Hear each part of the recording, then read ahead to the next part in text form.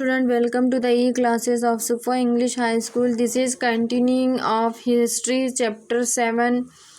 So let's start with the new paragraph. The Kalinga War. Ashoka was deeply moved by the bloodshed of the Kalinga War. He decided never to wage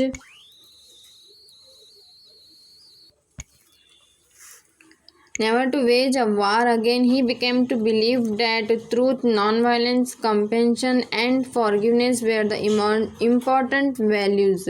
Ashoka wanted to spread these teachings among the common people, and therefore he had pillar edicts and stone inscription engraved throughout his kingdom. These writings are in the Brahmi script. In this inscription he is referred to as Devanam Piyadasi, beloved of the gods, and he who looks on with affection. Another inscription states that 8 years after he ascended the throne, he made the conquest of Kalinga and had a change of heart on seeing the devastation it caused. An inscription of Emperor Ashoka at Delhi Topra shows that he had put strict restriction on the hunting of bats, monkeys, rhinoceros, and on setting fire to forest. Okay, student, now in this paragraph it is said that he had convinced the Third Religious Council on Buddhists at Patliputra to deliberate upon the tenets of Buddhism. He erected pillars, edicts, and stone inscriptions throughout his kingdom to spread the message of love, good conduct, truth, non-violence, mercy, and kindness towards animals. He also said that in this inscription he is referred to Devanam Piyadasi, beloved of the gods. He looks on with affection. Another inscription states that 8 years after ascended the throne, Kalinga and had a change of heart on seeing the devastation it caused. An inscription of Emperor Ashoka at Delhi Topra shows that he had put strict restriction on hunting of bats, monkeys, rhinoceros, and on setting fire to forest. Okay, student, now go to the next paragraph. Emperor Ashoka worked for the spread of religion. Ashoka had embraced Buddhism. He had convinced to the Third Religious Councils on Buddhism at Patliputra. Ashoka sent his own son Mahendra and daughter Sanghamitra to Sri Lanka for spread of Buddhism. He also sent Buddha bhikkhus to West Asia and Central Asia for spreading Buddhism. He also built many sputas and viharas. Now in this paragraph it is said that Ashoka sent many bhikkhus to West Asia and Central Asia to spread Buddhism. Spread Buddhism means Buddhism को फैलाने के लिए. He sent his son Mahendra and daughter Sanghamitra to Sri Lanka to spread Buddhism. Buddhism को फैलाने के लिए उन्होंने अपने बेटी और बेटे दोनों को अमेरिका भेज दिया था.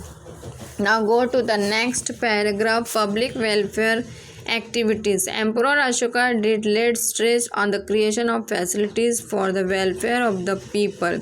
For example, he made provisions for free medicines and medical treatment for people as well as for animals. He built many roads and planted trees for shade on both sides of the roads. He dug wells and built dharmashalas. Now in this paragraph it is explained about public welfare activities. Emperor Ashoka worked for the welfare of the people. He made provisions for free medicines and medical treatment for people as well as animals. He built roads and planted trees on both sides. He built dharmashalas and dug wells for the convenience of travelers. Okay, so now go to the next paragraph. Administration during the Maurya period. Patliputra was the capital of the Maurya Empire. For the sake of administrative convenience, the empire was divided into 4 regions, each with its own capital. Eastern region Toshali, Odisha. Western region Ujjaini, Madhya Pradesh. Southern region Suvarnanagari, Kannagiri in Karnataka. Northern region Takshashila, Pakistan. There was a council of ministers which divided the king in matters of administration. There were many officers working at different levels. There was an efficient intelligence service which kept an eye on the administration and on the movement of enemies. Now the empire was divided into four administrative divisions, and a Mantri Parishad or the Council of Ministers advised the king. The administration was conducted with the help of official and an efficient intelligence service. Okay, student, now go to the next paragraph. Life of the people during the Maurya period. Life of the During the Maurya period, agricultural production had great importance. Trade and occupations